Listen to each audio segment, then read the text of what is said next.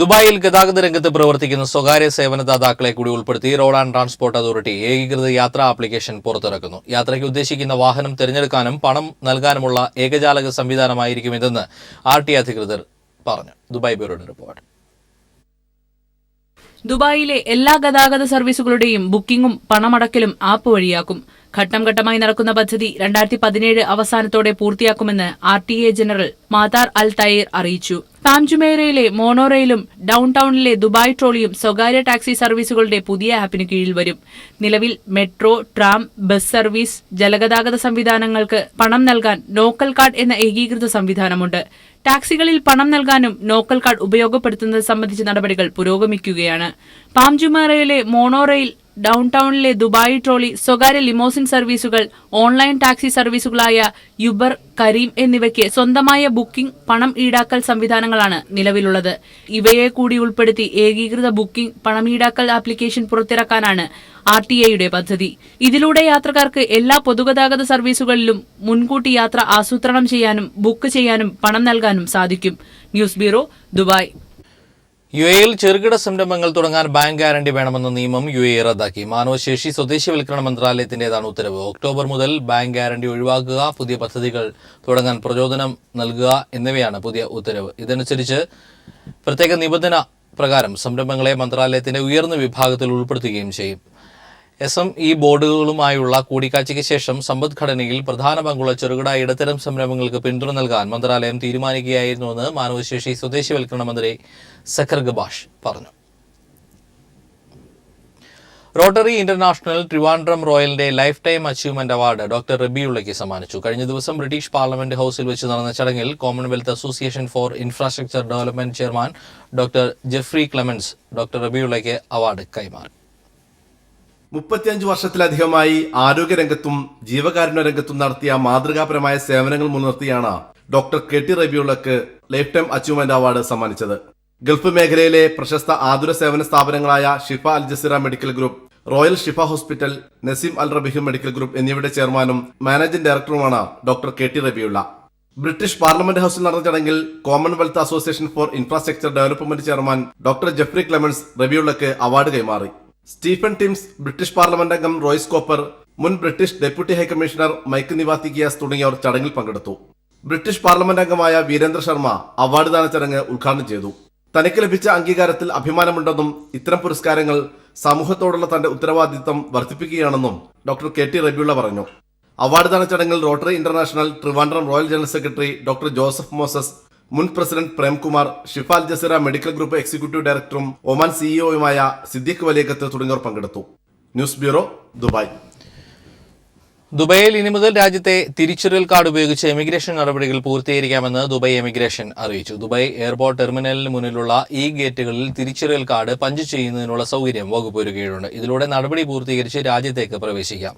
Dubai international എയർപോർട്ടിലെ terminal 3 ആഗമന ഭാഗത്താണ് ഈ സംവിധാനം നിലവിലുണ്ടാവുക. ദുബായ് എമിഗ്രേഷൻ വകുപ്പും എമിഗ്രേഷൻ ഐഡന്റിറ്റി അതോറിറ്റിയും സംയുക്തമായാണ് ഈ നടപടിക്രമം നിലവിൽ കൊണ്ടുവരുന്നത്.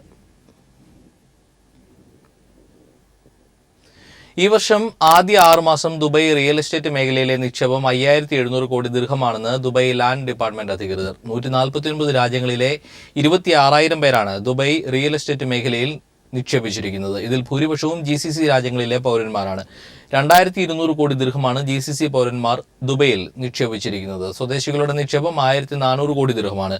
മറ്റു വിദേശ രാജ്യങ്ങളിൽ നിന്നുള്ളവരുടെ ദുബൈയിലെ മൊത്തം നിക്ഷേപം 2800 കോടി ദിർഹമാണ്. ഇന്ത്യക്കാരാണ് ഇതിൽ മുൻപന്തിയിൽ. 700 കോടി ദിർഹമാണ് ഇന്ത്യക്കാരുടെ നിക്ഷേപമെന്ന് കണക്കുകൾ തെളിയിക്കുന്നു. ബഹ്റിൻ പ്രതിഭ ഒക്ടോബർ 4, 5, 6, 7 തീയതികളിൽ നടത്തുന്ന ചിത്രകലാ ക്യാമ്പിന്റെ ഭാഗമായി സംഘാടക സമിതി രൂപീകരിച്ചു. ക്യാമ്പിനോടനുബന്ധിച്ച് ചിത്രരചനാ മത്സരം, ചിത്ര പ്രദർശനം, തത്സമയ സമൂഹ ചിത്രരചന എന്നിവ നടക്കും. പാലറ്റ് 2016 സീസൺ 2 എന്ന പേരിൽ നടക്കുന്ന പരിപാടിയുടെ സംഘാടക സമിതി പ്രതിഭാ ഹാളിൽ ചേർന്ന യോഗത്തിൽ രൂപവത്കരിച്ചു. സെക്രട്ടറി ഷെരീഫ് കോഴിക്കോട് സ്വാഗതം പറഞ്ഞു. പ്രസിഡന്റ് മഹേഷ് അധ്യക്ഷനായ യോഗം സീനിയർ നേതാവ് CV നാരായണൻ ഉദ്ഘാടനം ചെയ്തു.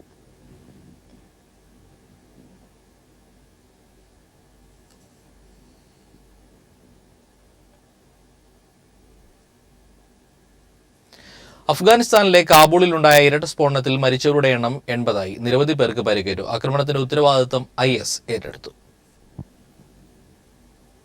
കാബൂളിലെ ഷിയ വിഭാഗം പവർ ലൈൻ പദ്ധതിക്കെതിരെ നടത്തിയ സമാധാനപരമായ പ്രതിഷേധ മാർച്ചിനിടെയാണ് IS തീവ്രവാദികൾ ആക്രമണം നടത്തിയത്. സമരക്കാർക്കിടയിലേക്ക് എത്തിയ ചാവേറുകൾ പൊട്ടിത്തെറിക്കുകയായിരുന്നു. 3 IS ചാവേറുകളാണ് ആക്രമണം നടത്തിയത്. ഒരാളെ സംഭവസ്ഥലത്തുണ്ടായിരുന്ന സുരക്ഷാ ഉദ്യോഗസ്ഥർ വെടിവെച്ച് കൊലപ്പെടുത്തി. 200-ലധികം പേർക്ക് സ്ഫോടനത്തിൽ പരിക്കേറ്റിട്ടുണ്ട്. പരിക്കേറ്റവരെ അടുത്തുള്ള ആശുപത്രിയിലേക്ക് മാറ്റി. അടുത്തിടെ അഫ്ഗാനിസ്ഥാനിലുണ്ടായ ഏറ്റവും രൂക്ഷമായ ISന്റെ ആക്രമണമാണ് കാബൂളിൽ നടന്നത്. അഫ്ഗാനിസ്ഥാനിലെ 3ാമത്തെ ന്യൂനപക്ഷ വിഭാഗമായ ഷിയകൾക്ക് നേരെ ആക്രമണം പതിവാണ്. നേരത്തെ താലിബാൻ ഭരണകാലത്തും ആയിരക്കണക്കിന് ഷിയകളാണ് അഫ്ഗാനിസ്ഥാനിൽ കൊല്ലപ്പെട്ടിട്ടുള്ളത്. International desk.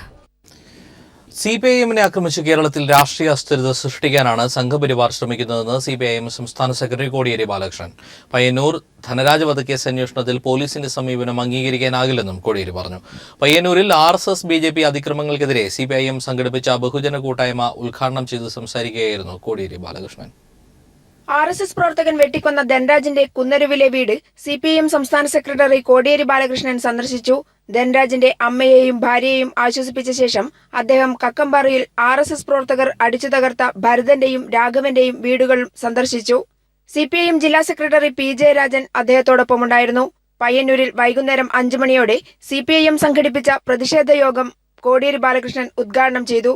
ധനരാജിന്റെ കൊലപാതകം RSS ജില്ലാ സംസ്ഥാന നേതാക്കൾ ആസൂത്രണം ചെയ്ത് നടപ്പിലാക്കിയതാണെന്നും പിന്നിൽ വൻ ഗൂഢാലോചന നടന്നിട്ടുണ്ടെന്നും പോലീസ് പ്രതികളുടെ പക്ഷത്ത് നിൽക്കുകയാണെന്ന സമീപനമാണ് എടുക്കുന്നതെങ്കിൽ ഉന്നതാധികാരികൾ ഇടപെടണമെന്നും അദ്ദേഹം പറഞ്ഞു. മോഹൻ ഭാഗവതിന്റെ നേതൃത്വത്തിൽ നടന്ന ബൈഠക്കിൽ ആസൂത്രണം നടത്തിയതനുസരിച്ച് കേരളത്തിൽ കലാപമുണ്ടാക്കാനുള്ള ബോധപൂർവമായ ശ്രമം RSS എന്നും അദ്ദേഹം പറഞ്ഞു. പ്രതിരോധിച്ച് മാത്രമേ ശത്രുവർഗത്തിന്റെ നീക്കങ്ങളെ ചെറുക്കാനാവുകയുള്ളൂ എന്നും അദ്ദേഹം പറഞ്ഞു. ഒരു പ്രാദേശികമായ സംഭവത്തിന്റെ അടിസ്ഥാനത്തിൽ നടന്ന കൊലപാതകം. ഈ കൊലപാതകം BJPയുടെയും RSSന്റെയും സംസ്ഥാന ജില്ലാ നേതൃത്വം ആസൂത്രണം ചെയ്ത കൊലപാതകമാണ്.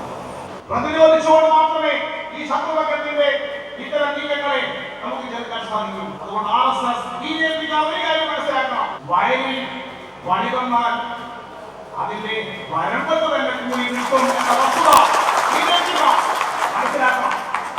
അതേസമയം കേരളത്തിൽ ആസൂത്രിതമായ ആക്രമണം നടത്തി ദേശവ്യാപകമായി CPIM ആക്രമണകാരികളാണെന്ന് പ്രചരിപ്പിക്കുന്ന തന്ത്രമാണ് RSS പ്രയോഗിക്കുന്നതെന്ന് CPIM ജില്ലാ സെക്രട്ടറി PJ രാജൻ പറഞ്ഞു. രാജ്യത്തുടനീളം RSS നടത്തുന്ന കലാപങ്ങളും കൊലകളും അത് മറ്റുള്ളവരുടെ തലയിൽ കെട്ടിവെച്ചുകൊണ്ട് നുണ പ്രചരിപ്പിക്കാനുള്ള വീവടക്കം പ്രകടിപ്പിക്കുന്ന RSSന്റെ ശൈലി.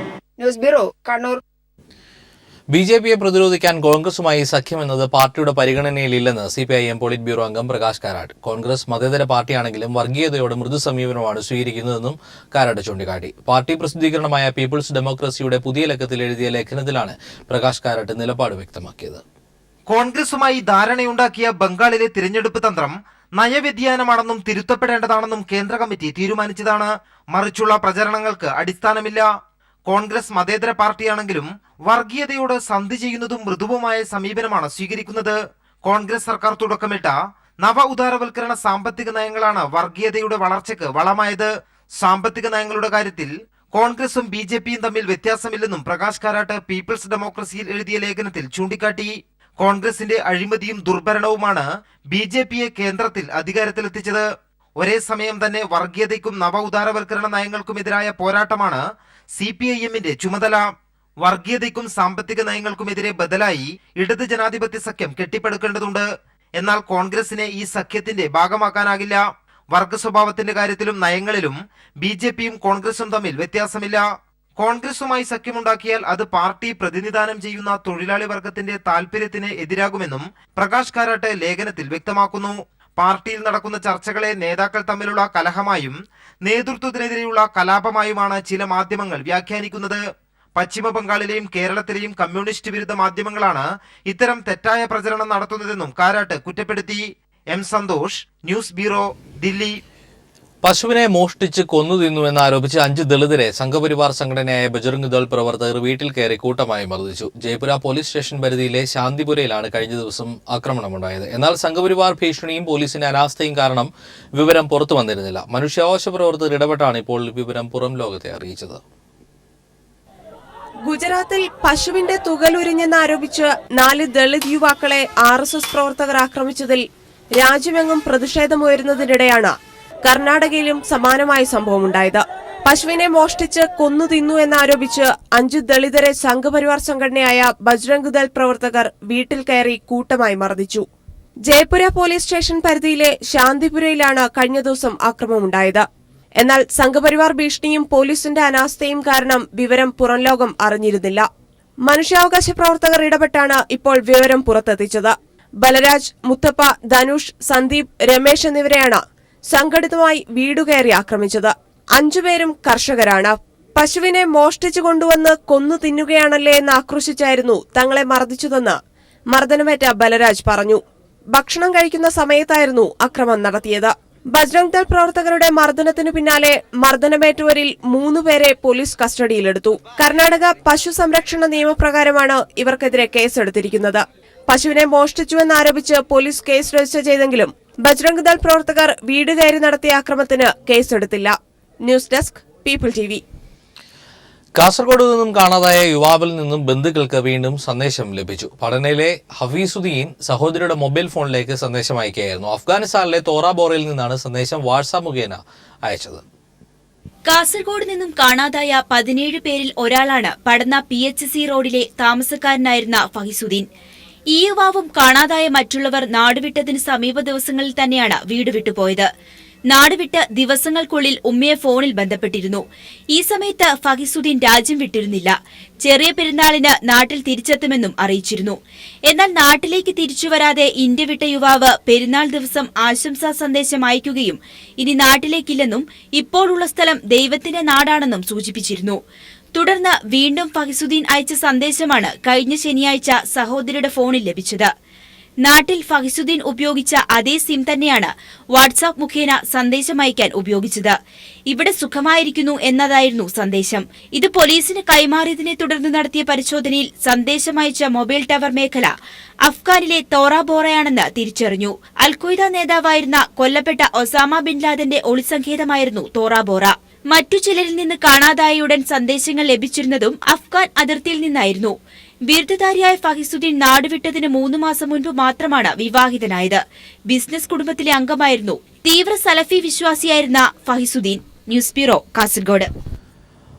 മലയാളികളുടെ IS ബന്ധവുമായി ബന്ധപ്പെട്ട് മുംബൈയിൽ അറസ്റ്റിലായ അർഷി ഖുറേഷിയെയും റിസ്വാൻ ഖാനെയും കൊച്ചിയിലെത്തിച്ചു. ISലേക്ക് മലയാളികളെ റിക്രൂട്ട് ചെയ്തു എന്നതാണ് ഇവർക്കെതിരെയുള്ള കേസ്. പ്രതികളെ നാളെ കോടതിയിൽ ഹാജരാക്കും. IS റിക്രൂട്ട്മെന്റ് കേസുമായി ബന്ധപ്പെട്ട് പിടിയിലായ RC ഖുറേഷിയെയും സുഹൃത്ത് റിസ്വാൻ ഖാനെയും 12:30 മുംബൈയിൽ നിന്നുള്ള വിമാനത്തിൽ നെടുമ്പാശ്ശേരിയിൽ എത്തിച്ചത്. തുടർന്ന് കളമശ്ശേരി പോലീസ് ക്യാമ്പിലേക്ക് മാറ്റിയ ഇരുവരെയും മധ്യമേഖല IG S ശ്രീജിത്തിന്റെ നേതൃത്വത്തിലുള്ള പോലീസ് സംഘം 2 മണിക്കൂറോളം ചോദ്യം ചെയ്തു.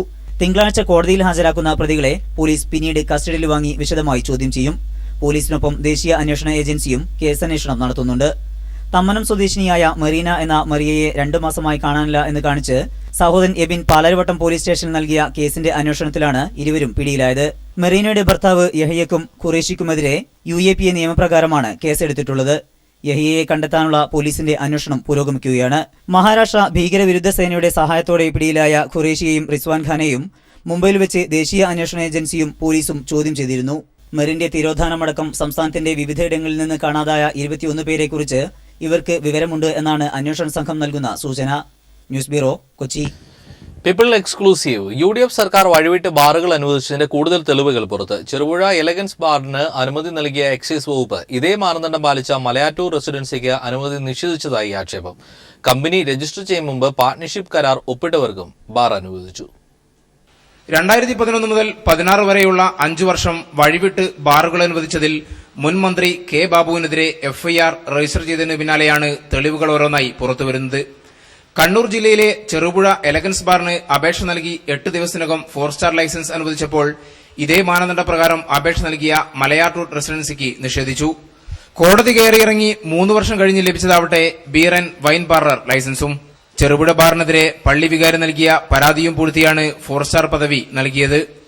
എക്സൈസ് മന്ത്രിയായിരുന്ന K. ബാബുവിന്റെ ഓഫീസുമായി ബന്ധപ്പെട്ട് ക്രമരഹിതമായ നടപടികൾ നടന്നതിന്റെ തെളിവാണിതെന്ന് VM രാധാകൃഷ്ണൻ പറഞ്ഞു. എല്ലാ യോഗ്യതയുള്ള ആളുകളെ തുല്യമായിട്ടല്ല, വിവേചനപൂർവമാണ്.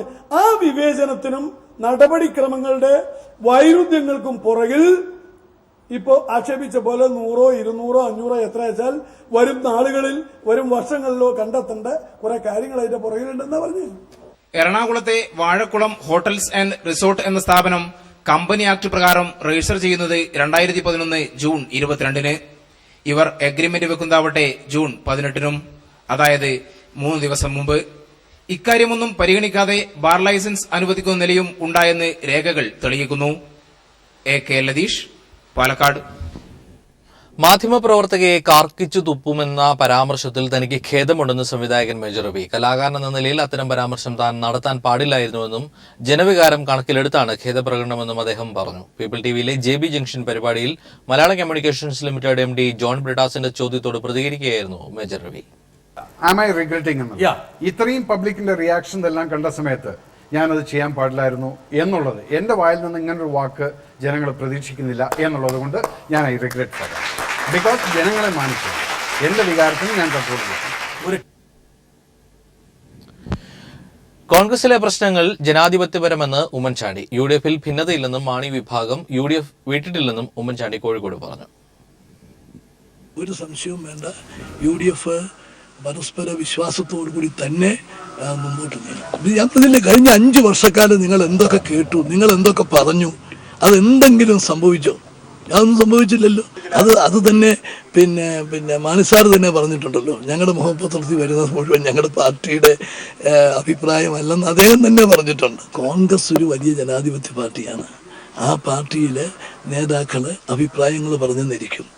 പക്ഷേ അതൊന്നും പാർട്ടിയുടെ ഒന്നിച്ചുള്ള പ്രവർത്തനത്തിന് ഒരിക്കലും തടസ്സമാവില്ല. മുൻമന്ത്രി KC ജോസഫിനെതിരായ പരാതിയിൽ വിജിലൻസ് അന്വേഷണ റിപ്പോർട്ട് പുറത്ത്. KC ജോസഫിനെ കുറ്റവിമുക്തനാക്കുന്ന റിപ്പോർട്ടിലും അപാകത. ജോസഫിന്റെ ഭാര്യയുടെ ചൂർണിക്കരയിലെ സ്വത്ത് മെട്രോ റെയിലിനായി ഏറ്റെടുത്തതായി വിജിലൻസ്. ആ തുകയുടെ 5 വർഷത്തെ പലിശ ചേർത്തുള്ള കണക്കിലും അപാകത. പലിശ കണക്കാക്കിയിരിക്കുന്നത് 5 വർഷത്തേക്ക്. സത്യവാങ്മൂലത്തിൽ കൊടുത്തത് 7 അക്കൗണ്ടുകൾ. വിജിലൻസ് റിപ്പോർട്ടിൽ 29 അക്കൗണ്ടുകൾ. സത്യവാങ്മൂലത്തിൽ വീണ്ടും പിഴവുകൾ പുറത്തുവരുന്നു. തിരുവനന്തപുരത്ത് സർക്കാർ ഉദ്യോഗസ്ഥനെ വീട്ടിലേക്ക് വിളിച്ചു വരുത്തി സ്ത്രീക്കൊപ്പം നഗ്ന ഫോട്ടോ എടുത്ത് ഭീഷണിപ്പെടുത്തി പണം തട്ടാൻ ശ്രമിച്ച സംഘത്തിലെ മുഖ്യപ്രതി പോലീസിന്റെ വലയിലായി. കൊല്ലം ഇരവിപുരം സ്വദേശിനി പ്രിയ എന്ന് വിളിക്കുന്ന 26-കാരിയായ അഞ്ജലിയെ മെഡിക്കൽ കോളേജ് പോലീസാണ് അറസ്റ്റ് ചെയ്തത്. അതേസമയം സംഭവത്തിൽ കഴിഞ്ഞ ദിവസം അറസ്റ്റിലായ തിരുവനന്തപുരം സ്വദേശികളായ 4 പേരെ കോടതി റിമാൻഡ് ചെയ്തു. സർക്കാർ ഉദ്യോഗസ്ഥനെ വീട്ടിലേക്ക് വിളിച്ചു വരുത്തി വിവസ്ത്രനാക്കിയ ശേഷം നഗ്നയായ സ്ത്രീക്കൊപ്പം നിർത്തി ഫോട്ടോയെടുത്ത് ഭീഷണിപ്പെടുത്തി പണം തട്ടാൻ ശ്രമിച്ച കേസിൽ 4 പേരെയാണ് കഴിഞ്ഞ ദിവസം മെഡിക്കൽ കോളേജ് പോലീസ് അറസ്റ്റ് ചെയ്തത്. തുടർന്ന് നടത്തിയ ചോദ്യം ചെയ്യലിൽ ബ്ലൂ ബ്ലാക്ക് മെയിലിംഗിലെ മുഖ്യപ്രതി 26-കാരിയായ പ്രിയ എന്ന അഞ്ജലിയാണെന്ന് പിടിയിലായവർ തിരുവനന്തപുരം മെഡിക്കൽ കോളേജ് പോലീസിനോട് വെളിപ്പെടുത്തിയിരുന്നു. കൊല്ലത്ത് ട്രെയിനിൽ വെച്ച് പരിചയപ്പെട്ട പ്രിയയായിരുന്നു സർക്കാർ ഉദ്യോഗസ്ഥനെ കുമാരപുരത്തെ വീട്ടിലെത്തിച്ച സ്ത്രീക്കൊപ്പം നിർത്തി നഗ്ന ഫോട്ടോ എടുപ്പിച്ച് പണം തട്ടാൻ ശ്രമിച്ചത്. എന്നാൽ പണം നൽകാമെന്ന് പറഞ്ഞ് തന്ത്രത്തിലൂടെ സർക്കാർ ഉദ്യോഗസ്ഥൻ ഓഫീസിൽ വിളിപ്പിച്ച ഈ സംഘത്തിലെ അനു, സനു എന്നിവരെ പോലീസിനെ കൊണ്ട് അറസ്റ്റ് ചെയ്യിക്കുകയായിരുന്നു. തുടർന്ന് ഇവരിൽ നിന്ന് ലഭിച്ച വിവരത്തിന്റെ അടിസ്ഥാനത്തിൽ തിരുവനന്തപുരം സ്വദേശിനികളായ ദീപ, ഷീബ എന്നിവരെയും പിടികൂടി. കൊല്ലം ഇരവിപുരം സ്വദേശിനി പ്രിയയെ ഇരവിപുരത്ത് വെച്ച മെഡിക്കൽ കോളേജ് CIയും സംഘവും ചേർന്ന് അറസ്റ്റ് ചെയ്തു. കൂടാതെ ഈ സംഘം തിരുവനന്തപുരം നഗരത്തിൽ പല സ്ഥലങ്ങളിലും അനാശാസ്യ കേന്ദ്രങ്ങൾ നടത്തിയിരുന്നുവെന്നും ചോദ്യം ചെയ്യലിൽ പോലീസിന് വിവരം ലഭിച്ചിട്ടുണ്ട്. Sunil Arumanoor, news bureau, Thiruvananthapuram. വയനാട്ടിലെ പ്രശസ്ത ആദിവാസി കുടുംബം പരമ്പരാഗതമായി നിർമ്മിക്കുന്ന ജിമുദ ഭൃംഗ ഹെർബൽ ഹെയർ ഓയിൽ പുറത്തിറക്കി. തൃശൂരിൽ നടന്ന ചടങ്ങിൽ കൃഷിമന്ത്രി VS സുനിൽകുമാറാണ് വിപണനോദ്ഘാടനം നിർവഹിച്ചത്. കമ്പനിയുടെ വെബ്സൈറ്റ് ഉദ്ഘാടനം ടെലിവിഷൻ താരം ഫിറോസ് നിർവഹിച്ചു. ആൽഫ ട്രേഡിംഗ് കമ്പനിയാണ് പുത്തൂർ ആയുർ ഫാർമയുമായി സഹകരിച്ച് ജിമുദ ഭൃംഗ ഹെർബൽ ഓയിൽ വിപണിയിലെത്തിക്കുന്നത്. ആൽഫ ട്രേഡിംഗ് കമ്പനി മാനേജിംഗ് പാർട്ണർമാരായ Sankaranarayanan, Muralidharan, marketing manager Pradeep, corporation mayor Ajitha Jayarajan തുടങ്ങിയവർ പങ്കെടുത്തു. സംസ്ഥാന സ്പോർട്സ് കൌൺസിൽ അഡ്മിനിസ്ട്രേറ്റീവ് ബോർഡ് അംഗമായി S രാജീവിനെ തെരഞ്ഞെടുത്തു. Swimming federation of India vice പ്രസിഡന്റും Kerala Olympic association senior vice പ്രസിഡന്റും അന്താരാഷ്ട്ര നീന്തൽ റഫറിയുമാണ് Rajeev. Kerala TV marketing senior general മാനേജറാണ് S രാജീവ്.